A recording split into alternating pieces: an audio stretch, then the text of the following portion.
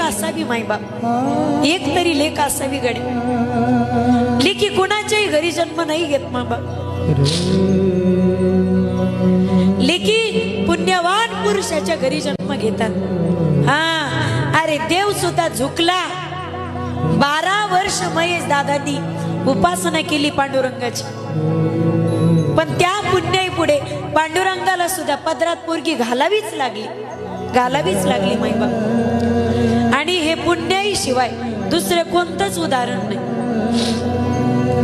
ज्यावेळी दशरथ महाराज जनकाच्या दारात पदर पसरता स्वतःचा, जनक जी मैं आपके द्वार का भिखारी हूं, अरे 4 कन्याओं का दान मैं आपके घर से लेकर जा रहा हूं. जनक जी आप दुनिया के सबसे बड़े दाता हो, महान दाता हो, पर मैं दशरथ आपके द्वार का भिखारी हूं.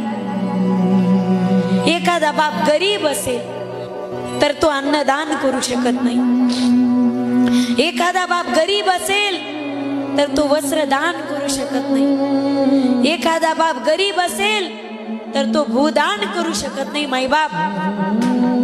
पण गरीब असेल एखादा बाप, 4 पोरी असतील त्या बापाच्या पजनामध्ये ना, तर त्याच्यासारखा भाग्यवान